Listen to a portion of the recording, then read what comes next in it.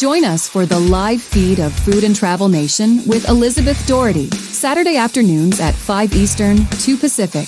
From the archives of foodandtravelnation.com, Elizabeth asks, is the government trying to control the speed of your car? Federal Transportation Agency calls for speed monitoring software in cars. You know what this means? This means they already have the technology. They just want to put it into law to cover their behinds for what they're already doing. Well, here's why I think this may not fly. Because all the municipalities that give tickets for speeding wouldn't get that revenue anymore. That's true. I hadn't thought of that part of this. Yeah. Uh-huh. They're not going to like this. No. So this is a, obvious control ploy right here. A federal agency is calling for a nationwide mandate requiring new vehicles to have software surveilling American drivers for adherence to local speed limits. Uh-huh. On November 14th, the National Transportation Safety Board published a news release advocating intelligent speed assistance technology and countermeasures, including interlock program for repeat speeding offenders in all new cars. Now, who is the National Transportation Safety Board? Is that an actual government agency? That actually is. The NTSB falls underneath the Department of Transportation. And if you remember who the head of the Department of Transportation is. So they're not an NGO or anything? No, it's a legitimate. Here, let me look it up here. It should have a .gov. Ding, ding, ding, ding. Well, so does CDC, but CDC is not actually .gov. Here's what it says. It's an independent U.S. government investigative agency. Independent. Uh-huh. So it's not. Uh-huh. See what I'm saying? And you're right. It does have a .gov so does the CDC. Domain name. CDC takes money from all kinds of, pharmaceutical companies. They're still at .gov.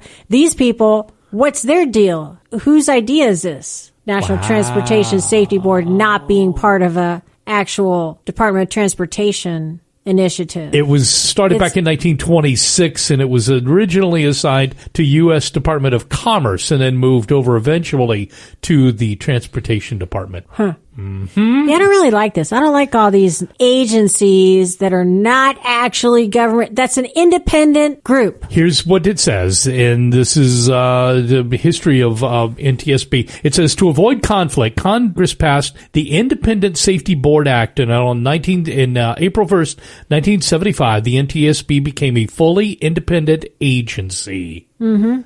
So that's Congress, like all these frickin' agencies that we have that we don't know where the money comes from for them. Who's funding them? Do they take outside money like the CDC? I would guess they probably do since they're independent. And they also don't have the same regulations for privacy, I'm guessing, that the Department of Transportation has. Right? Right. And I will tell you, the person who's running it was nominated for the position back in 2018, okay? And then renominated by the current president to the position. Okay. Okay, and then the Senate just does a voice vote on that one. So there's nothing written. Nope. Yeah, this is all very sketchy. I don't like this. And by the way, she's the woman who's running the NTSB, very, very critical of Tesla. I know that's probably a shock to you. The agency cited an investigation it conducted into a multi-vehicle collision in North Las Vegas, Nevada last year that resulted in 9 fatalities, finding it was caused by excessive speed, drug-impaired driving, and Nevada's failure to deter the driver's speeding recidivism due to systemic deficiencies. That was their rationale. Mm-hmm. Okay, first of all, let's go through each of these. Excessive speed. Well, I think more tickets might stop the excessive speed. Drug-impaired driving. This is the thing that they want to do next. They want to put these like monitors in your car that monitor your breathing and take samples. Mm-hmm. So if you've been drinking or doing some kind of drugs that they can detect, then that's going to be inside your car. And the car won't start. Yeah. And what is this interlock program? They can lock you inside your car? Who knows? That would be just peachy, just locked inside your car. What if they're wrong? It says it's provides technology and countermeasures, including interlock program for repeat speed offenders. Okay, so, all right, failure to deter speeding and due to systemic deficiencies. In other words, he or she was a repeat offender in the speeding situation, and there was a deficiency in their system that allowed this person to keep driving. We'll just fix the deficiency. We don't need NTSB, locking people in their cars or turning off their engines or anything like that. And while this was tragic that 9 people lost their lives in this gigantic accident, is that enough to do what they want to do and take away what they want to take away from us? Our ability to drive, when and where, and how fast. That's a very American thing. We like mass transit, but we also like to be able to get in our car and drive. That's correct. When we feel like it, as long as we're not impaired in some way. I'm trying to find in the Constitution where they have the right to do this. Well, in the Constitution, it says you have a right to travel from place to place. That's correct. This is a huge argument I had with somebody many years ago who was in aviation who said, no, driving is a privilege. I said, I think driving's a right as long as you're not on a federal highway. It depends on who owns the road. Yep. Anyway.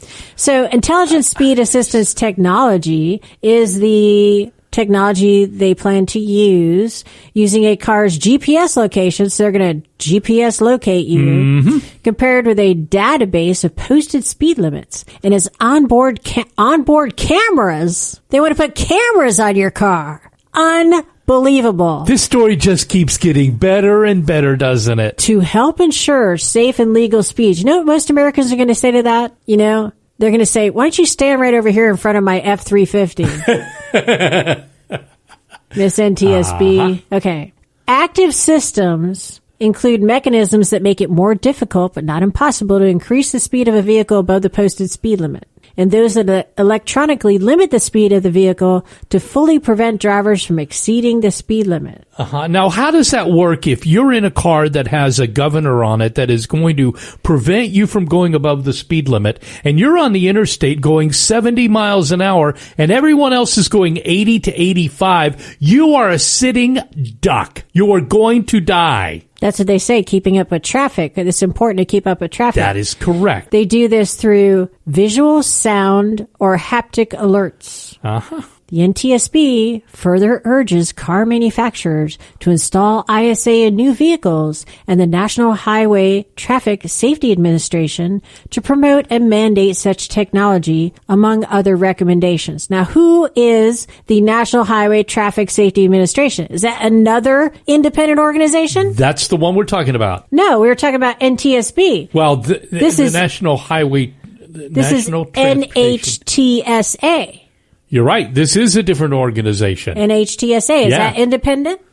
Let's look. There's no question in my mind about these agencies anymore. They just have grown legs on their own. Let me look this up. This one, it says an American agency in the executive branch of the Department of Transportation. Okay. It's an agency of the federal government that is part of the DOT. See, that's the difference. They're urging the NHTSA to do this because the NTSB have no power. They got no power, baby. They can't do anything without the Department of Transportation, it sounds like to me. And also, like I said, the municipalities would lose so much money. I can't even conceive the amount of money that cities would lose if they couldn't pull over speeders. That's all I'm saying. All right.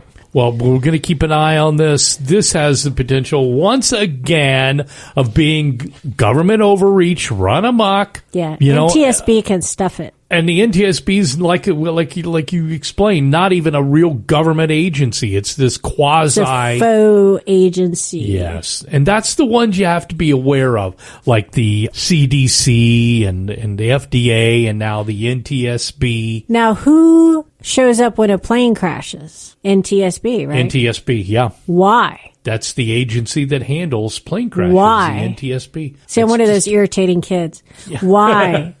Why doesn't someone from the DOT show up? Why do they have this little independent agency show up? Well, they'll say it's because we are independent. We can look at things. Because we don't run our own airlines, because it's under this international freaking agreement with some lady from Wuhan who was running it last time I checked. That's why. The IATA is the... That. Anyway.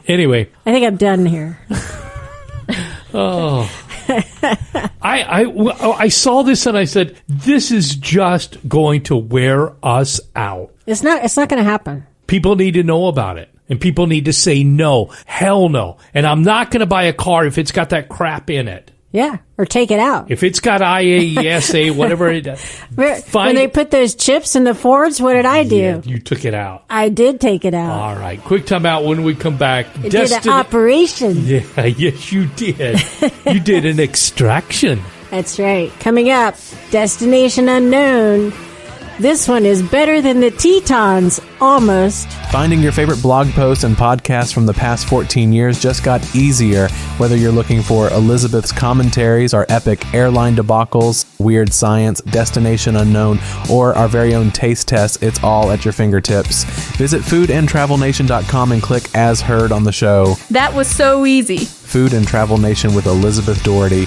The truth about food and travel.